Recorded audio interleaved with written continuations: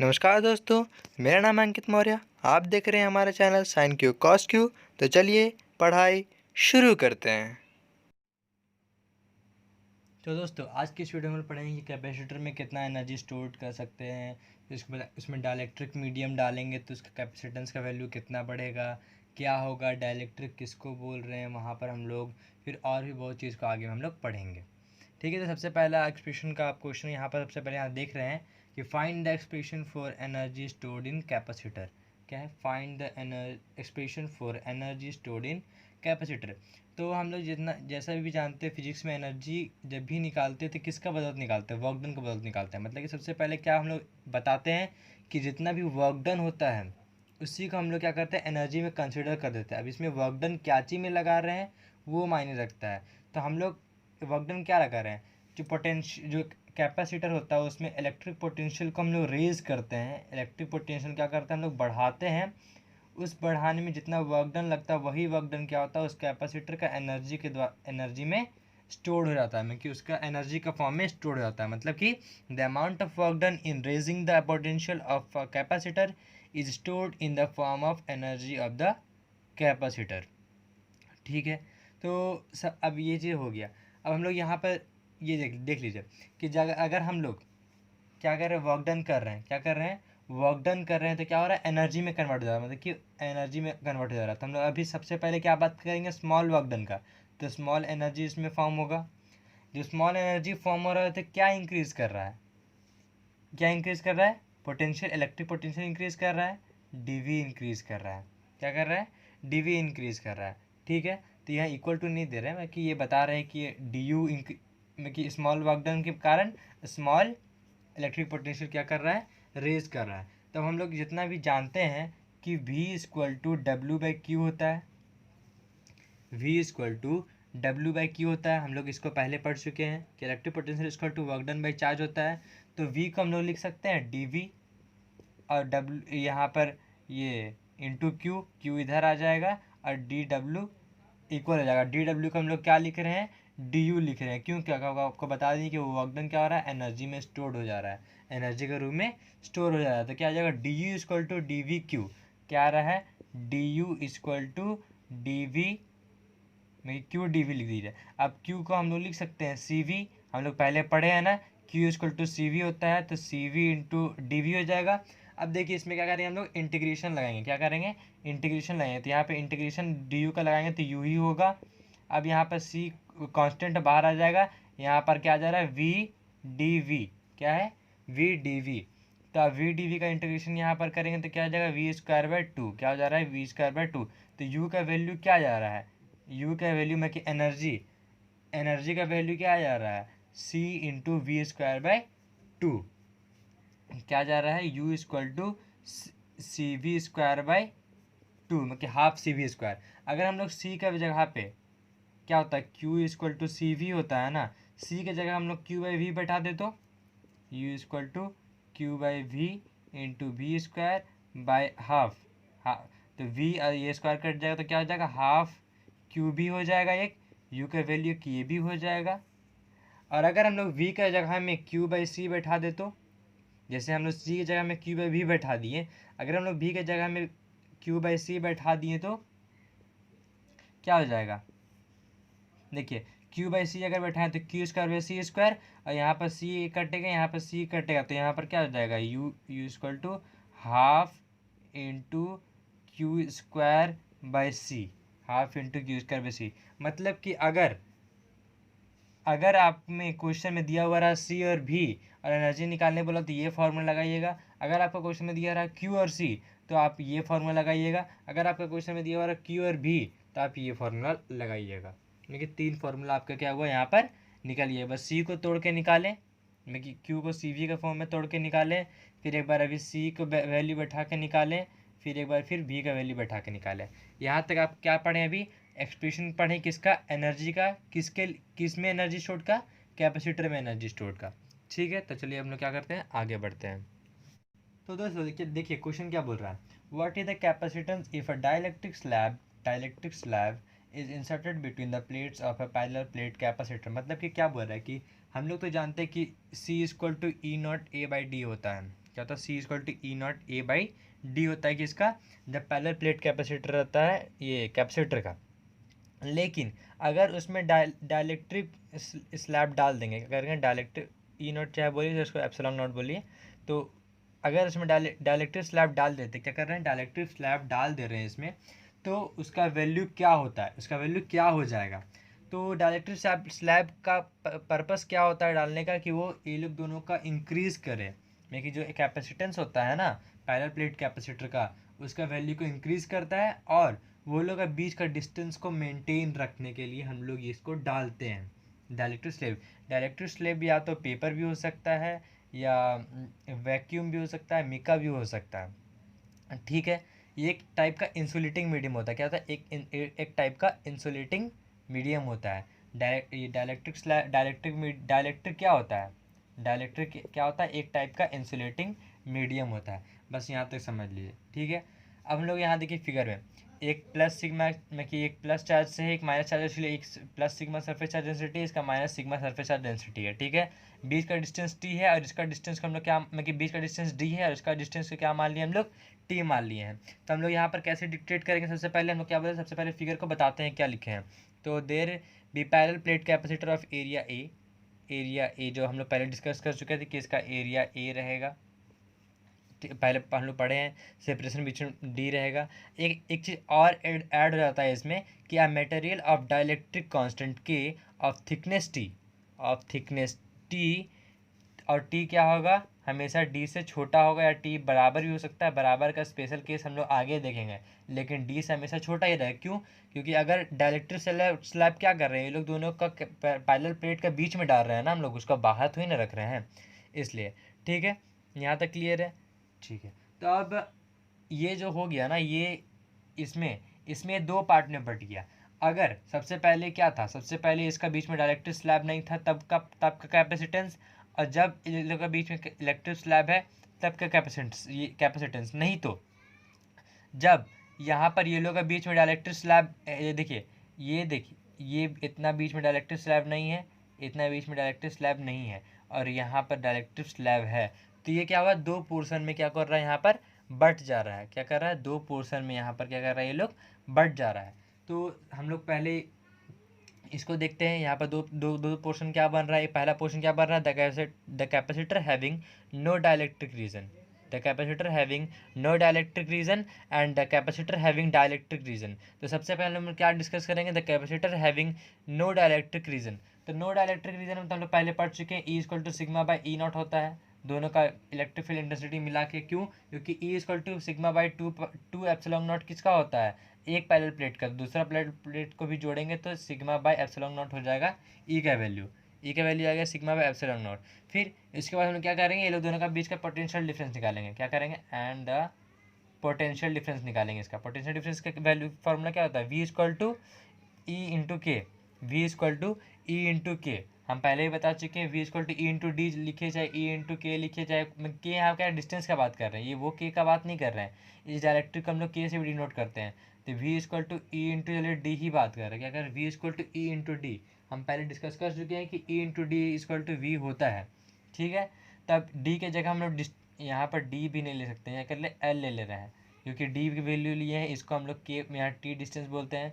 तो ई यहाँ पर क्या है, ई का वैल्यू क्या है, यहाँ पर सिग्मा बाय एप्सिलॉन नॉट है, सिग्मा बाय एप्सिलॉन नॉट, और एल का वैल्यू क्या है, डी माइनस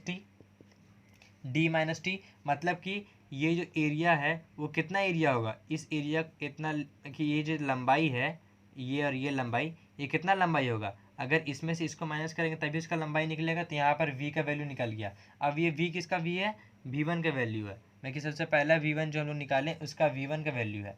अगर हम लोग बात करते हैं, जैसे यहाँ पहले बात किए थे नो डाइलेक्ट्रिक रीजन का, अगर हम लोग फिर अब जाएंगे डाइलेक्ट्रिक रीजन पे, कहाँ जाएंगे, डाइलेक्ट्रिक रीजन पे, मतलब कि इस रीजन में जाएंगे, तो उसमें इलेक्ट्रिक फील्ड का वैल्यू क्या हो जाएगा, E equal to sigma by epsilon naught into K. अगर हम लोग डाइलेक्ट्रिक रीजन बात करते हैं तो वहाँ 1/k ऐड होता है, और के यहाँ पर क्या है, डाइलेक्ट्रिक कांस्टेंट है, क्या है, के क्या है आपका यहाँ पर, डाइलेक्ट्रिक कांस्टेंट है, ठीक है। यहाँ तक कोई दिक्कत नहीं है, नहीं दिक्कत है। अगर हम यहाँ पर बात कर लिए, अब हम लोग इसका ये पोटेंशियल डिफरेंस पे बात करें, V equal to E into L होता है, ई का वैल्यू यहाँ पर क्या है, ई बाय एप्सिलॉन नॉट है, और इंटू के, और यहाँ पर डिस्टेंस क्या है आपका टी है, क्या है डिस्टेंस ये आपका क्या है टी है। तो V2 इक्वल टू क्या आ गया sigma by epsilon naught into के इंटू टी। यहाँ तक क्लियर है आपका, ठीक है। तो V2 निकल गया, V1 निकल गया, हल्का सा रफ करके हम लोग क्या करेंगे अभी, फिर V का नेट वॉल्यूम बोलते सॉरी, नेट पोटेंशियल डिफरेंस यहाँ पर हम निकालेंगे, फिर आपको कैपेसिटेंस का वैल्यू निकल जाएगा। क्या क्या किया आपको नहीं समझ में आया तो फिर से मैं समझा देता हूँ कि सबसे पहले हम लोग क्या किए हैं, इसको दो हिस्सा में बांटे हैं। क्या किए, सबसे पहले इसको क्या किया हम लोग, दो हिस्सा में बांटे हैं। पहला हिस्सा कि जिसमें डायरेक्ट्रिक रीजन नहीं है, दूसरा हिस्सा जिसमें डायरेक्ट्रिक रीजन है। ठीक है, पहला हिस्सा जिसमें डायरेक्ट्रिक रीजन नहीं है, दूसरा हिस्सा जिसमें डायरेक्ट्रिक रीजन है। पहला हिस्सा का पार्ट ये है, दूसरा हिस्सा का पार्ट ये है। अब हम लोग क्या करेंगे, दोनों हिस्सा को मिला के जोड़ देंगे V1 और V2, क्योंकि नेट हम लोग को निकालना है। हम लोग इतना दूर का निकाले हैं और इतना दूर का निकाले हैं, अब पूरा का निकालना है तो जोड़ेंगे ही ना, घटाएंगे नहीं ना। तब अब जोड़ देंगे हम लोग, फिर इसके बाद हम लोग क्या करेंगे, स्पेशल केस को बनाएंगे।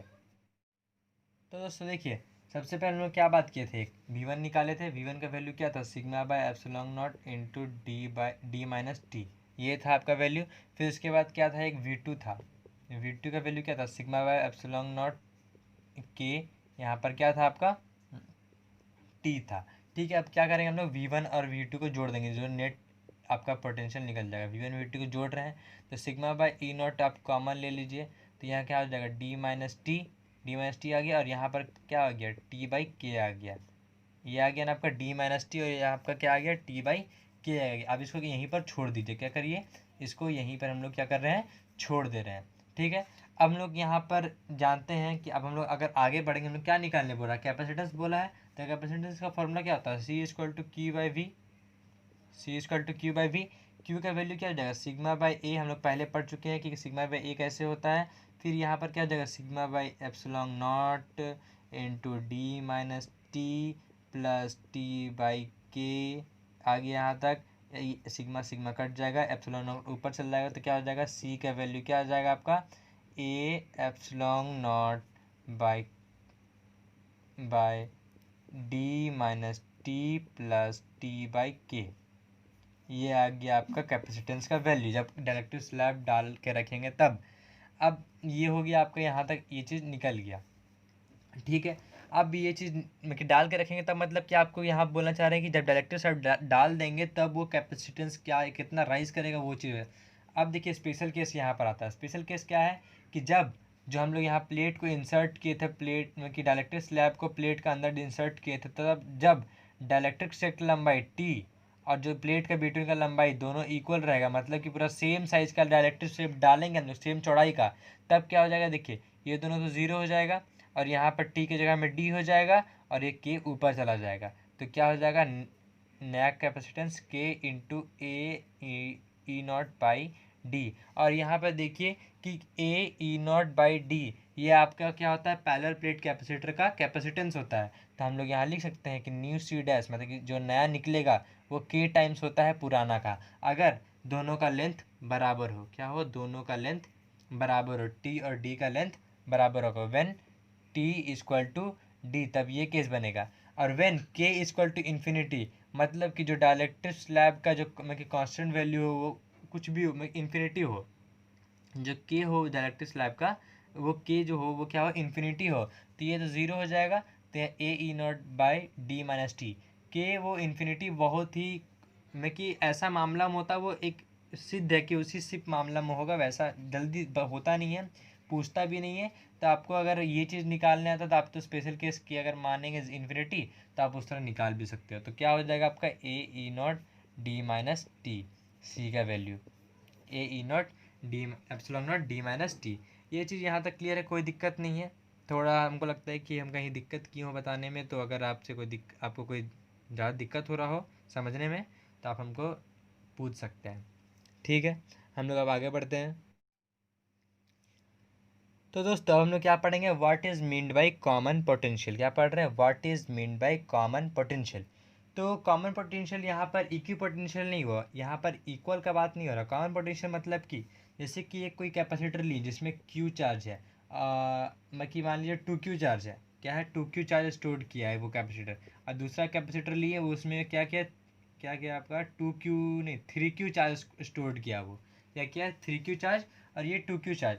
लेकिन जब ये लोग दोनों को हम लोग क्या कर रहे हैं अरेंज कनेक्ट कर रहे हैं, क्या कर रहे हैं ये लोग दोनों अगर हम लोग कनेक्ट करते हैं तब क्या होता है, वो चार्ज क्या होता है, इक्वली डिस्ट्रीब्यूट होता है। मतलब 2.5 चल जाएगा, इसमें भी 2.5, क्योंकि 3 + 2 5 हो जाएगा, और 5 2.5 में इक्वली दोनों में क्या हो जाएगा, डिस्ट्रीब्यूट हो जाएगा। क्या होगा, इक्वली दोनों में डिस्ट्रीब्यूट हो जाएगा। जैसे कि हम लोग चार्ज में हम लोग एक जगह पढ़े थे कि कोई एक इसको एक पॉजिटिव में कि कोई चार्ज था 3Q, और एक कोई एक चार्ज था स्पेयर का, वो क्या था 4Q था, और एक कोई था बिना चार्ज का, वो सबसे पहले इसमें टच होता था, फिर इसमें टच होता था, और फिर बाहर निकल जाता था। तब बताना था कि उस जो चार्ज जो जिसमें कुछ नहीं था वो कितना चार्ज होकर वापस आता था। जैसे कि अब इसमें 0 चार्ज, इसमें 3Q है, ये इसमें टच होता था तो 4Q में कि टोटल मिला के 3Q चार्ज, तो इसको 1.5 है, इसको 1.5 मिल जाता था।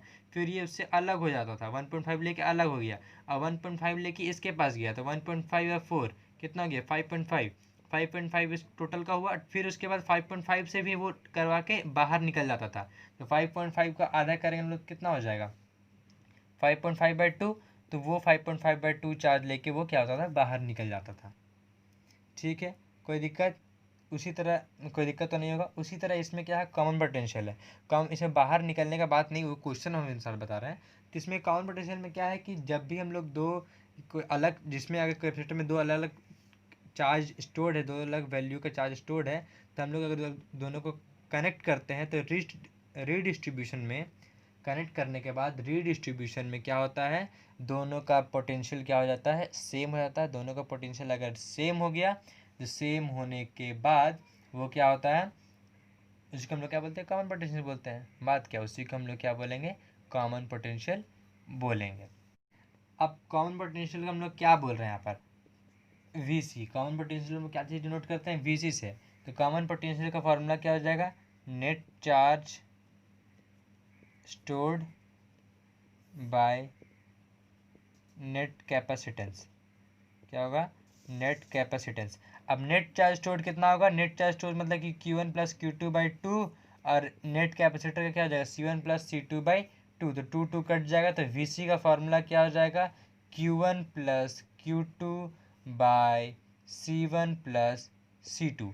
तो इसको आप लोग अच्छे से याद रखिएगा, इसका फॉर्मूला ये क्यों होता है, क्या होता है, ये चीज़ आपको समझा दिए हैं हम लोग। अब अगले वीडियो हम लोग पढ़ेंगे एनर्जी लॉस इन कैपेसिटर, तो उसमें इसका फॉर्मूला का नीड है, उसको हम लोग ध्यान से पढ़ेंगे। फिर उसमें हम लोग और भी कुछ कुछ थ्योरी पढ़ेंगे। फिर उसके बाद का अगले वीडियो में हम लोग सबसे इम्पॉर्टेंट चीज़ पढ़ेंगे 1D ग्राफ जनरेटर। ठीक है, तब तक के लिए थैंक यू, नाइस डे।